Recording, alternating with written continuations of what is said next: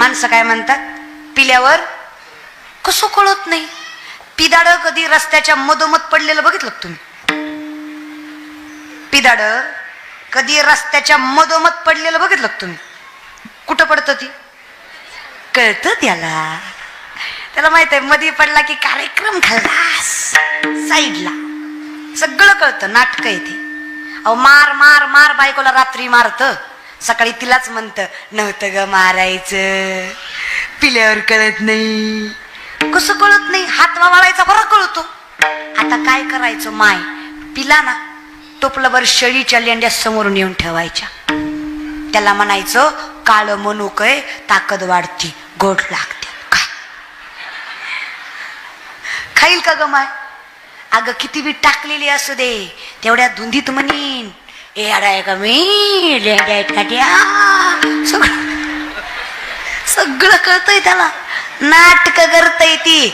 सगळं कळतंय. सगळं कळत नाही असा जगात कोणी नाही बघा दादा. आणि त्या डोक्यातलं काढा. इंजेक्शन औषधानं दारू सुटत जोपर्यंत संगत चांगल्याची लागत नाही, देवाचं नामचिंतन आवडत नाही, तवर माणूस जाग्यावर येत. अशी इंजेक्शन दारू सुटली असती ना, या महाराष्ट्राच्या बायांनी मंगळसूत्र इकलं असतं पण इंजेक्शन आणलं असतं. आई शपथ सांगते. आणि तुम्हाला असं झोपीत दिलं असतं.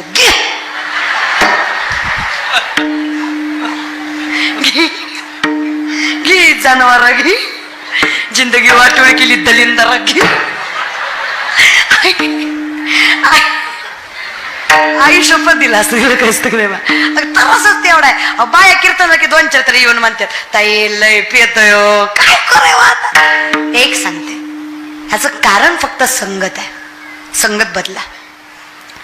आपला मित्र श्रीमंत असावा याच्यापेक्षा आपला मित्र वैष्णव असावा ही सगळ्यात मोठी संपत्ती. श्रीमंती बघून मित्र करू नका, संस्कार बघून मित्र करा.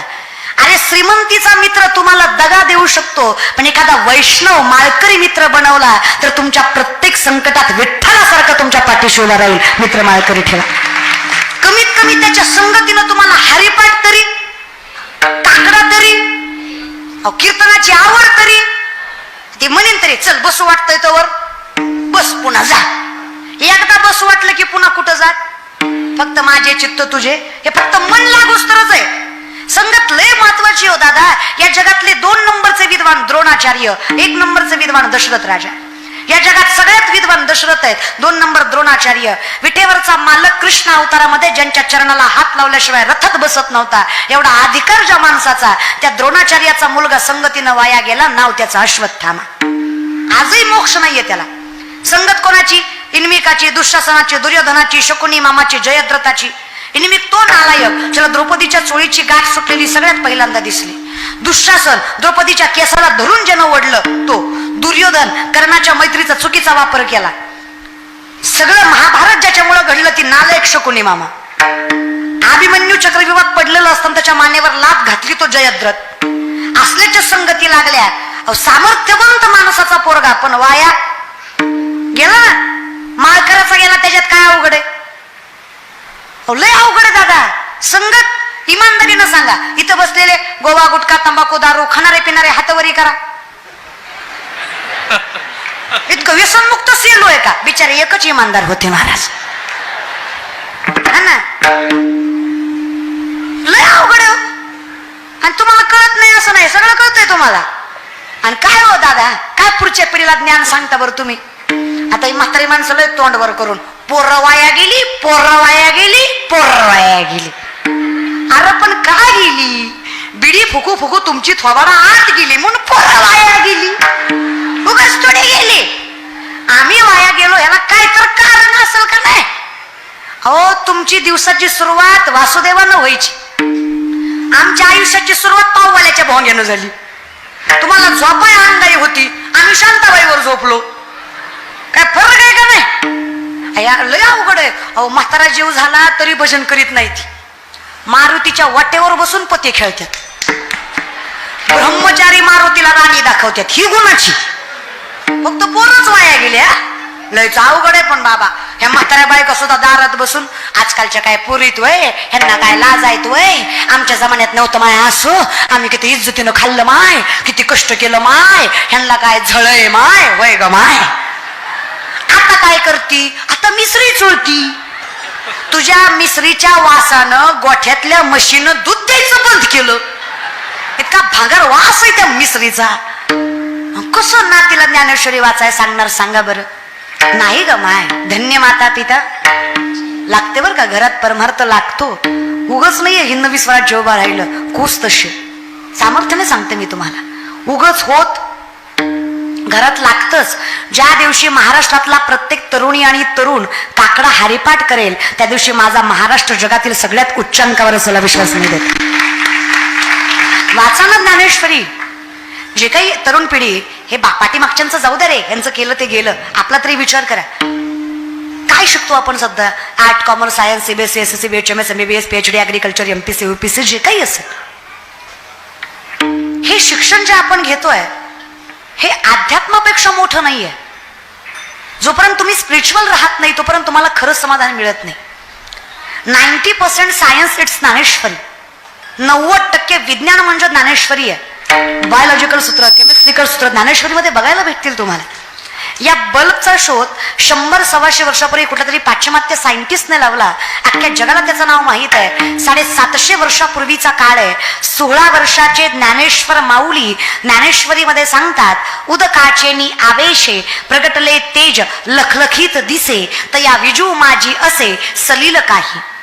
उदक म्हणजे पाणी, आवेशे प्रेशर, पाण्याच्या प्रेशरनं वीज निर्मिती होणार. हे 16 वर्षाच्या ज्ञानेश्वर माऊलींनी 750 वर्षापूर्वी ज्ञानेश्वरीमध्ये सांगितलं. हे अध्यात्म. चाचूचेनी सांडसे खंडी जपय पाणी राजहंसे, तुझं ज्ञान विज्ञान तैसे वाटून देऊ. आम्ही तुम्हाला सांगू खरं काय आणि खोटं काय, पण परिस्थिती अशी आहे या कलियुगात 4 माणसं एकच खोटं बोलली की खोटं सुद्धा खरं झाल्याशिवाय राहत नाही. चुकून 5वा खरं बोलला तर 4 मिळून त्याला खोटं ठरवल्याशिवाय. ती जनाबाई म्हणतात ते खोटं नाही. पुण्यवंत पाताळी लोकी नेला, तरी पितो भाग्यवंत केला, स्वर्गाचा बहुमान वाढविला, कीर्तिवानाचा अपमान केला. धुंद झाल्याच झालते निबार, धुंद झाल्याच झालते निबार, धुंद झाल्याच झालते निबार, धुंद झाल्याच झालते निबार. विनंती आहे, आता जागा, आता जागा, आता जागा, आता जागा, आता जागा रे भाई, आता जागा रे भाई, आता जागा रे भाई, आता जागा रे भाई. सोडणी सगळ्यांनी सगळ्यांना दोन्ही भाला, सोडणी सगळ्यांना दोन्ही भाला, सोडणी सगळ्यांनी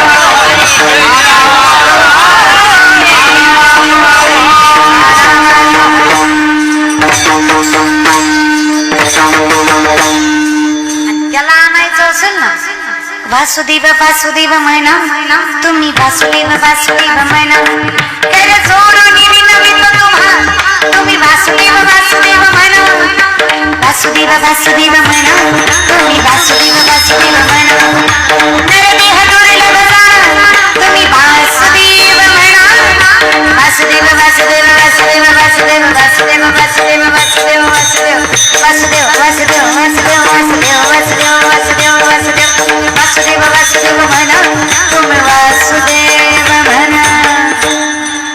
एवढं जमलं मिठी पडली आपोआप देव तुमचा होणार आहे. पण हे सगळं जमण्यासाठी माझे चित्त तुझे. पण हे इतकं बेकार आहे, माकडाला दारू पाजली. लक्षात आहे ना? कुणाला पाजली? दारू पाजल्यावर त्याला विंचू चावला. विंचू चावल्यावर पाठीमाग भूत लागलं. माकड किती पळण. मर्कटो सुरापानम यत्र वृश्चिक दंशनम तन्मध्ये भूत संचारो यद्वा तद्वा भविष्याते.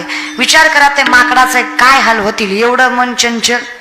पण जसं देवा तुला पाहिलं माझे चित्त तुझे पाया मिठी पडली पंढरी राया मिठी पडली पंढरी राया मिठी पडली पंढरी राया